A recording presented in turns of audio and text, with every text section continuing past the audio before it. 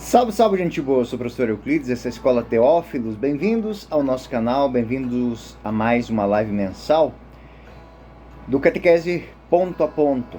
Este mês nós trazemos como proposta, já que o tema do mês dos pontos foi a onipotência de Deus, e nos deparamos com alguns temas também que foram abordados, como a questão do problema do mal, do problema da aparente impotência de Deus diante de algumas situações, né? Então, o paradoxo paulino também estudamos. Então, dentro dessa lógica, nada melhor do que estudar algo que traz essa dinâmica dos pontos 268 a 278 do Catecismo da Igreja Católica para a nossa vida, para o nosso dia a dia.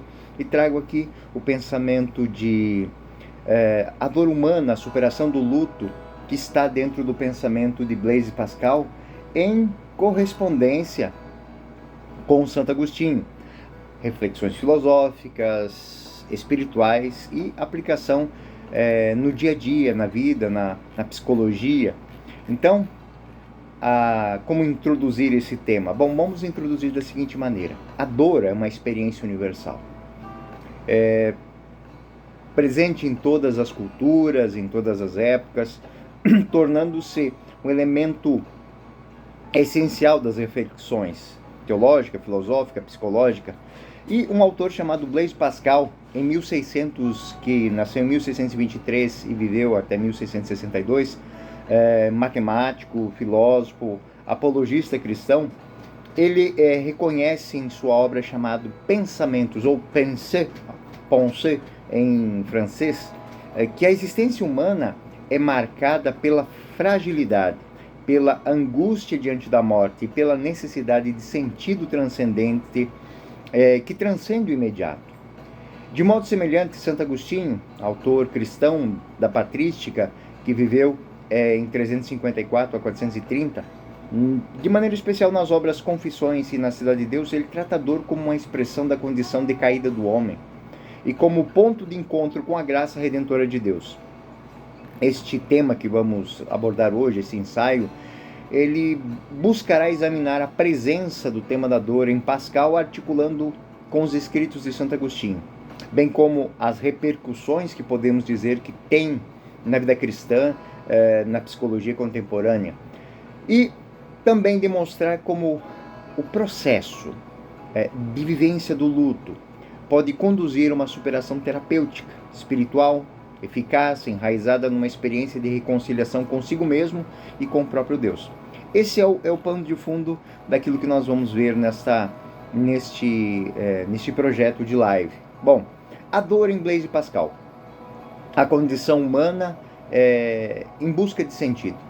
Primeiro ponto, a fragilidade do homem e o vazio existencial. Na obra Pensamentos, Pensée, Pascal observa: o homem não é senão uma cana, e a mais fraca da natureza, mas uma cana que pensa. É um caniço, agitado pelo vento, como diz o texto bíblico. E nesta metáfora, o filósofo evidencia a precariedade da existência humana. A dor, a doença, o sofrimento, sobretudo a morte, revelam a vulnerabilidade do ser humano. Então, para o nosso pensamento, nós temos que entender que, para Pascal, a existência não podem ser ignoradas ou negadas, e essas experiências de vida também não, pois constituem algo que é próprio da condição humana. Então, o vazio existencial para ele não é apenas psicológico, mas também é algo espiritual. O tédio, a angústia, a busca incessante por distração, aquilo que ele chama de divertissement, são os mecanismos pelos quais o homem tenta fugir da realidade, da dor, da morte. Contudo, essa fuga, segundo ele, revela-se ineficaz. Blaise Pascal, ele vai dizer que todo o infortúnio dos homens provém de uma coisa só: não saber permanecer em repouso em um quarto. O segundo ponto que ele aborda é a dor como caminho para Deus. A dor não é vista por Blaise Pascal apenas como um mal a ser evitado, mas como uma possibilidade de abertura ao transcendente, de esvaziamento, de kenosis. A consciência da miséria humana, segundo Pascal, é a via pela qual o homem pode reconhecer a necessidade de redenção. Assim, o sofrimento pode ser um momento privilegiado para a experiência da graça. E isso é muito interessante porque nos nossos dias nós vemos as pessoas fugindo da dor, fugindo do sofrimento, fugindo das experiências conflituosas. E aí nós chegamos a um comparativo. E aqui eu gostaria de trazer o pensamento de Agostinho para fazermos este mix, esse embate entre o pensamento de Pascal e o pensamento de Agostinho. Santo Agostinho e a dor, para ele a dor é um itinerário espiritual. A dor da perda e o coração inquieto que ele tantas vezes fala em suas obras, no fundo, para ele representou o quê? Dentro da obra As Confissões, o drama da perda de um amigo de juventude serve para Agostinho fazer uma grande reflexão exatamente sobre isso, sobre essa condição humana que nos leva a um itinerário espiritual, nos aproxima das nossas realidades, das realidades divinas. Santo Agostinho diz em Confissões, no livro 4, eis que meu coração estava cheio de trevas, e tudo o que via era a morte, a experiência da perda dele. O trauma da perda do seu amigo de juventude lhe causou esse sentimento, esse coração cheio de trevas, de angústia. A dor da morte do amigo, para Agostinho, não apenas revela o fim, a finitude, mas também a necessidade de um amor que não perece, que transcende a própria morte. Daí a célebre afirmação de Agostinho nas Confissões: fizeste-nos, Senhor, para ti. Inquieto está o nosso coração enquanto não repousa em ti. A dor, portanto, para Agostinho tem um papel pedagógico, conduzindo o homem da dependência das coisas transitórias à busca do transcendente e do eterno. Segundo ponto abordado por Agostinho em relação a este tema: o mal, a dor e a esperança escatológica. Em A Cidade de Deus, Agostinho mostra que a dor não é um fim em si mesmo, mas parte de um horizonte maior, a esperança na vida eterna.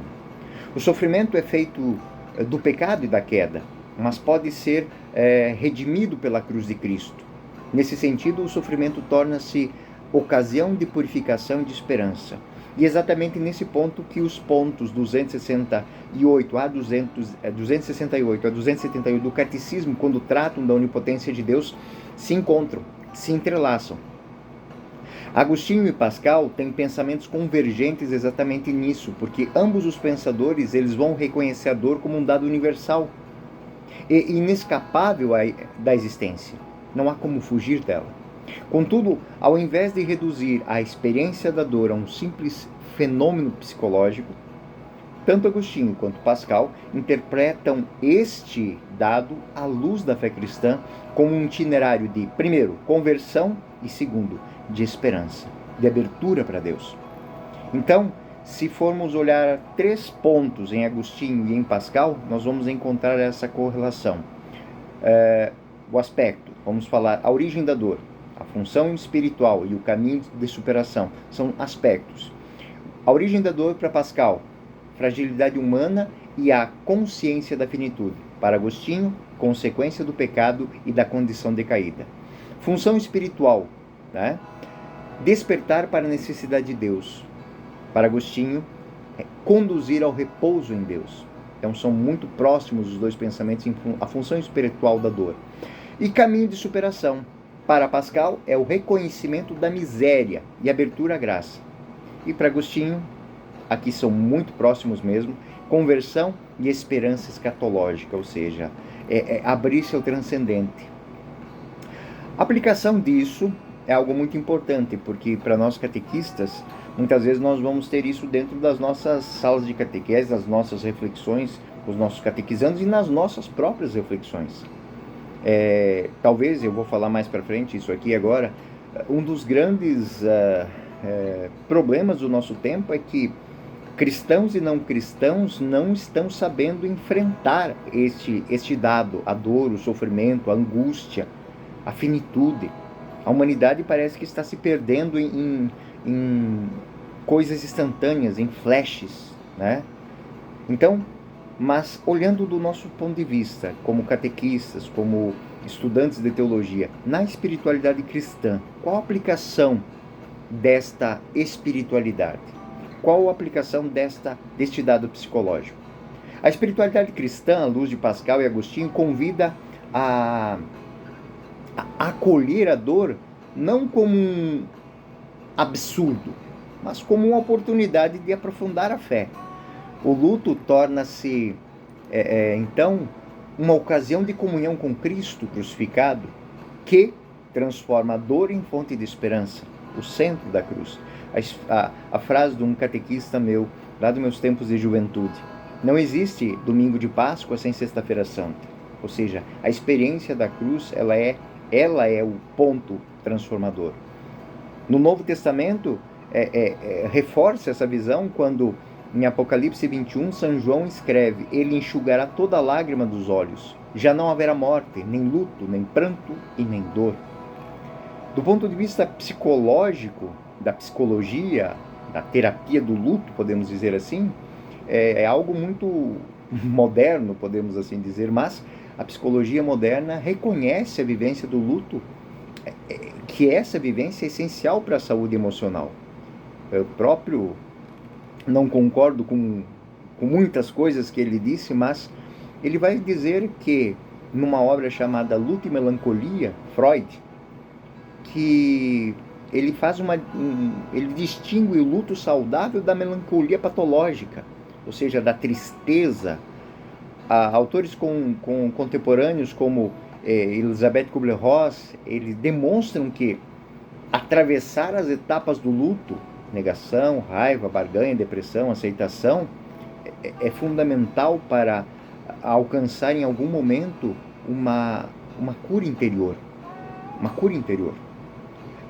A filosofia de Pascal e de Agostinho pode contribuir para a psicologia, para a espiritualidade, quando nos mostra que a dor, quando vivida como abertura e sentido transcendente, não é apenas suportada, mas pode ser transformada em fonte de crescimento humano, espiritual.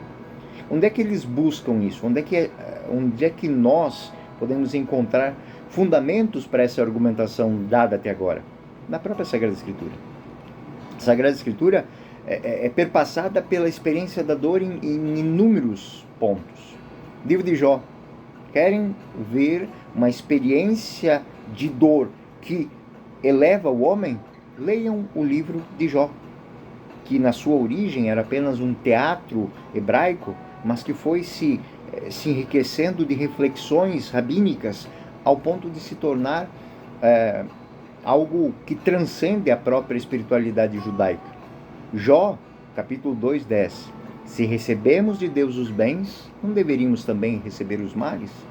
A clareza deste homem que, diante da sua decrepitude e da sua fragilidade, entende que até mesmo os caminhos, a experiência de felicidade, ela vai passar pelo sacrifício, pela dor. Então, se recebemos os bens, a vida, a esperança, a inteligência, a saúde, por que não recebemos também os males? E ele coloca isso tudo como um panorama de uma experiência de Deus.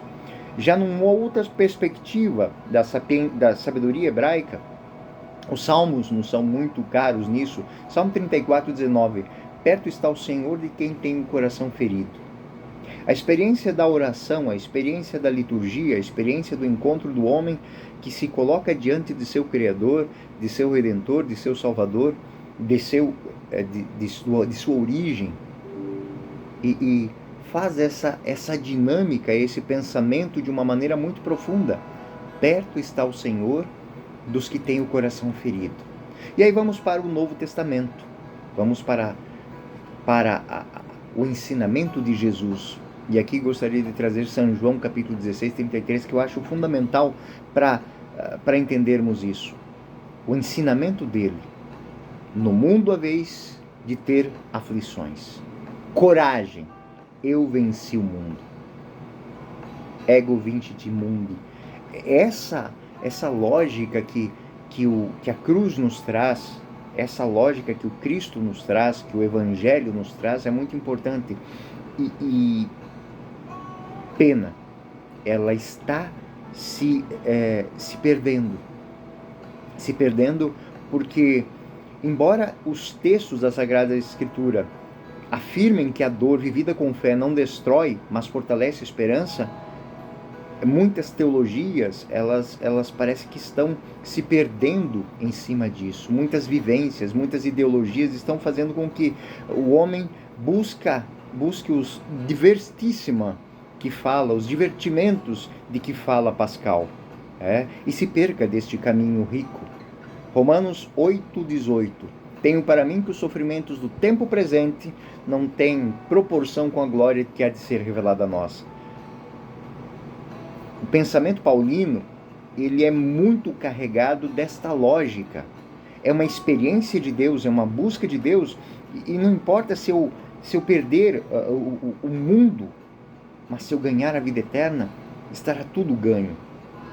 Reflexão. Reflexão para os nossos dias, para o nosso tempo, para as nossas salas de catequese, para a nossa vida, para a vida da nossa família.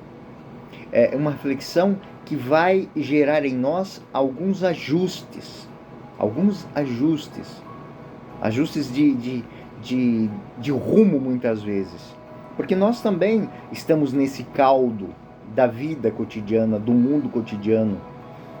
Em tudo, aquilo que é exposto, que eu falei até agora, leva a uma excelente reflexão, uma questão que toca num ponto muito atual da vida de comunidades, da filosofia, da psicologia e até da teologia da dor, a negação da dor.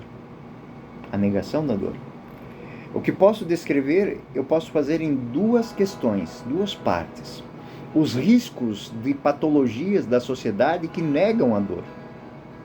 Tudo é felicidade, tudo é brilho, tudo é esfuziante, tudo é saudável, tudo é belo, bonito. Segundo ponto, as consequências num contexto de guerra, de perda, de sofrimento coletivo. Quem não experimenta isso num ambiente controlado, quando perder o controle deste ambiente, como é que vai viver?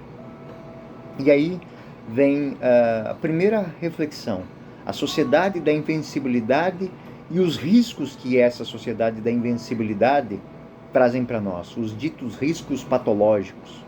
Bom, nós estamos vivendo numa cultura que valoriza a imagem do sucesso, a resiliência aparente e até uma positividade tóxica, onde se espera que as pessoas escondam suas fragilidades.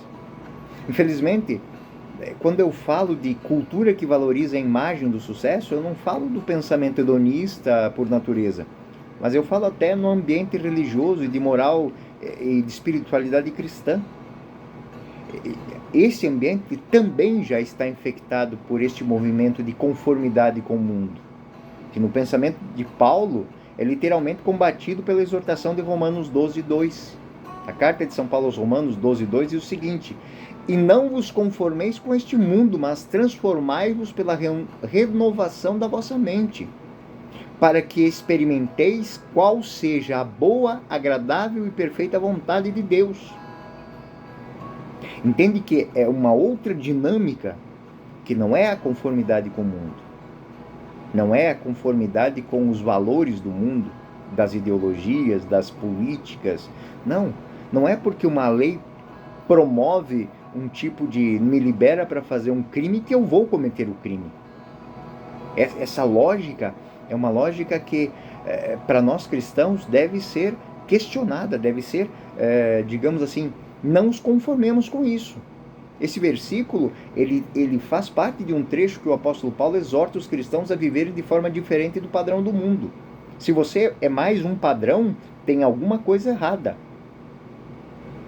Se você está deixando se transformar pelo mundo e não pela ação de Deus na sua vida, sobretudo através da renovação interior que começa na mente e no coração, tem alguma coisa errada. Mas este movimento de conformidade com o mundo, como observam estudiosos da psicologia contemporânea, pode gerar patologias psíquicas, espirituais, quando a dor é reprimida, em vez de enfrentada, de elaborada. E todos nós temos que fazer isso. Todos nós. Não importa se eu sou pastor, se eu sou ovelha, todos nós sofremos, como diz Pascal e Agostinho, o processo da dor é universal, todos nós em algum momento sentimos ela. Mas quando isso, entre os transtornos, né, mais comum nesse contexto, quais seriam eles? Para a gente estar de olhos abertos e ver eles dentro da sala de aula, dentro do ambiente de trabalho, dentro da família, dentro da casa. Ansiedade generalizada, transtorno de ansiedade generalizada. A negação da vulnerabilidade gera hipercontrole, preocupação excessiva, crise de ansiedade. Pessoas que, quando não têm um smartphone na mão, elas ficam perdidas, quando elas não conseguem fazer um post, elas ficam perdidas. E aí existe, dentro desses transtornos de ansiedade generalizada, temos casos de depressão, quando a dor reprimida não encontra mais vias de expressão e pode manifestar-se como um vazio, como uma apatia, como uma perda de sentido de tudo. Estresse pós-traumático, especialmente quando há experiências súbitas de perda, violência, choque, e isso não é elaborado, não é cuidado, não é trabalhado, porque eu não posso mostrar que eu estou sofrendo, porque eu não posso mostrar que eu errei, que eu me enganei, que eu tomei uma decisão má. Aquele estresse, aquele trauma, ele fica contido num ponto que a pessoa explode. Transtornos psicossomáticos, quanto tem disso? Nós tivemos aí a pandemia, tanto sofrimento, tanta dor, tanta coisa mal resolvida. Dores psíquicas, físicas, crônicas, hipertensão, gastrite, doenças autoimunes, podem ser expressões de uma dor emocional que está oculta. E aí, aquilo que é mais comum, que a gente vê para tudo quanto é canto, dependência de álcool, drogas, jogos, tecnologia, são formas de anestesia psíquica, química, comportamental, para escapar da realidade da dor.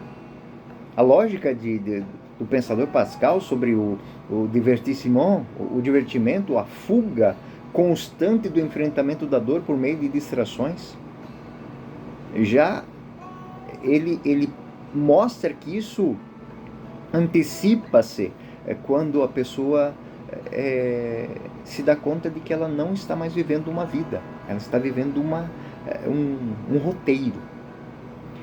Pascal, dentro da obra Pensamentos, Pensée, ele vai dizer que essa lógica do divertimento, da fuga, do enfrentamento, né? Ele vai dizer com palavras dele: quanto mais se foge da dor, mais se cai em mecanismos de evasão que corroem a mente, a saúde mental. E um segundo ponto para a gente pensar aqui, e esse é o ponto que eu acho que é mais importante para a nossa reflexão sobre esse ponto da dor, né? A lógica da fragilidade em Deus é muito mais potente, a lógica da cruz. No contexto de guerra, de dor, de sofrimento coletivo, em situações extremas, catástrofes naturais, pandemia, a fragilidade humana, ela se impõe de uma forma radical. Não temos o que fazer, estamos presos, estamos isolados, estamos à mercê. Para pessoas que não se deram o tempo de preparar-se para enfrentar a dor e que construíram a vida em torno da ilusão, da invulnerabilidade, os efeitos de um momento desses de um contexto de transtorno, de dor, de guerra, de sofrimento, podem ser devastadores. Essas pessoas podem entrar num colapso emocional, perda de referência, crise de pânico, desorganização psíquica, porque diante da impossibilidade de manter a máscara da invencibilidade, a pessoa ela entra em colapso. Segundo ponto, uma desesperança profunda. Quantas pessoas se dizem ateus porque não sabem enfrentar a dor, viver a dor? Deus não existe. Por quê?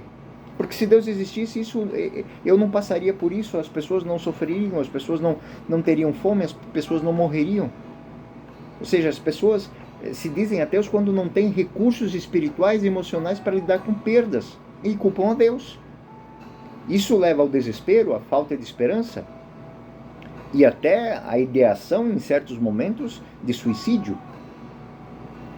Um outro ponto, a radicalização comportamental. Quando a pessoa tenta construir um mundo radicalizando extremos, ou de extrema opressão ou extrema libertinagem, em busca de grupos, de ideologias, e geralmente isso bate muito forte, ideologias violentas que fazem mudanças radicais, extremas, fuga de comportamento de risco como forma de compensação pelo desamparo. A pessoa está tão sozinha que ela prefere estar num ambiente tóxico, violento, de mera construção mental, do que de fato viver a sua dor, o seu luto, a sua fragilidade. E um outro ponto, maior vulnerabilidade aos transtornos pós-traumáticos. Traumas de guerras, perdas, podem cristalizar-se em memórias dolorosas não elaboradas, afetando a pessoa por anos, fazendo com que ela perca a saúde mental de uma maneira devastadora. Por outro lado, nós temos que entender que, antes da conclusão, vamos fechar isso aqui pensando o seguinte: por outro lado, eu falei todos os transtornos, todos os problemas, tudo que pode acontecer quando eu não vivo essa experiência do caminho que fala Santo Agostinho, do repousar em Deus, do descansar em Deus, com aquilo que eu sou, com aquilo que eu tenho, com aquilo que eu experimento,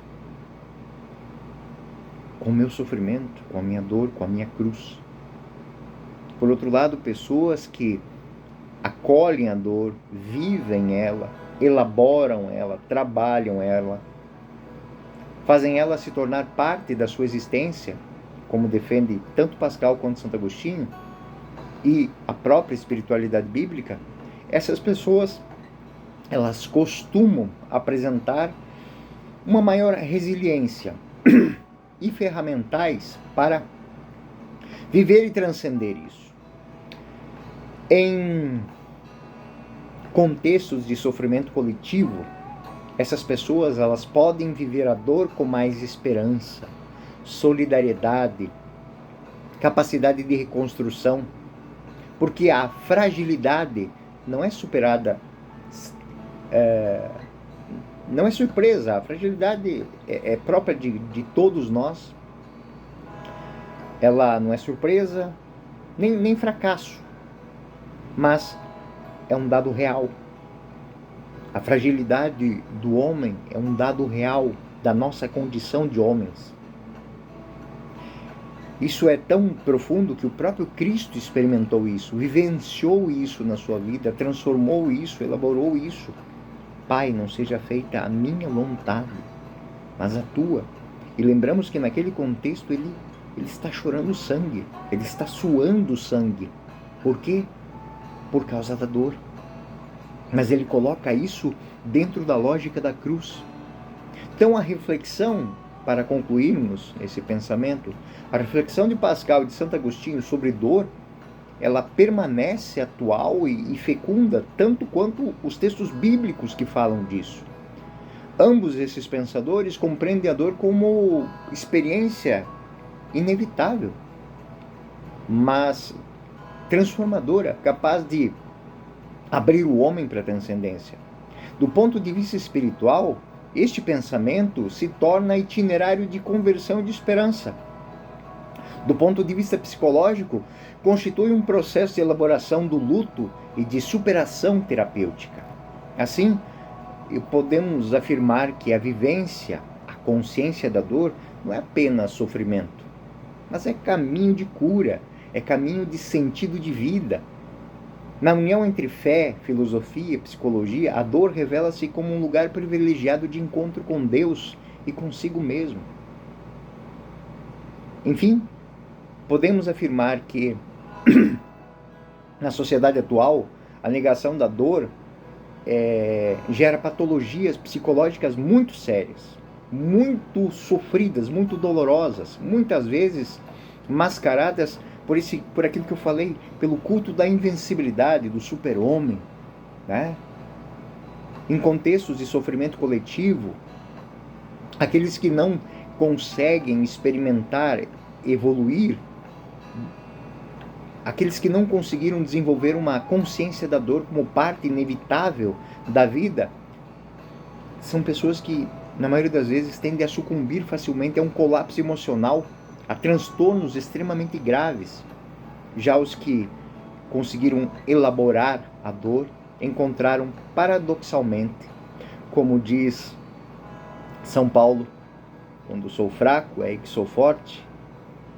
A fraqueza de Deus é muito mais potente que o poder do homem. Paradoxalmente, essas pessoas encontraram maior força de superação, porque se encontraram com a fonte da força, que é o próprio Deus, que não fugiu da dor, mas, tendo a cruz como exemplo, partiu dela como transformação e conversão do mundo. Bom, gente, espero que essa temática de hoje seja cara para os senhores, para as senhoras, para os seus catequizandos, para as pessoas que convivem com você e para você mesmo, como foi para mim. Ler Pascal, ler Santo Agostinho falando da dor me fez reavaliar muitas coisas. Todos nós passamos por momentos de turbulência, momentos que não temos a quem falar, momentos de opressão, momentos em que achamos que o nosso sentido de vida se perde, se esvai, quando perdemos os nossos entes queridos, quando perdemos, muitas vezes, até no ambiente profissional, perdemos o porquê de estar fazendo aquilo. E às vezes por opressão, por falta de compreensão, por falta de carinho, de afeto e de outras coisas. Mas quando entendemos que aquela dor, ela está nos chamando a compartilhar algo muito maior, aquilo que diz Santo Agostinho: fizeste um Senhor para ti, e o nosso coração não estará inquieto enquanto não repousar em ti. Quando fazemos essa experiência em que Deus sabe muito mais de nós do que nós mesmos, quando partimos desse ponto de vista, aí nos tornamos grandes, nos tornamos vencedores. Vivemos aquilo que nos fala Romanos 12. Não nos conformamos com o mundo, mas buscamos transformar. Que Deus abençoe a cada um de vocês. Essa foi a live do mês de setembro, do Catequese Ponto a Ponto. Espero que tenha sido útil para você, para os seus catequizandos e para as suas famílias. Fiquem com Deus. Até a próxima.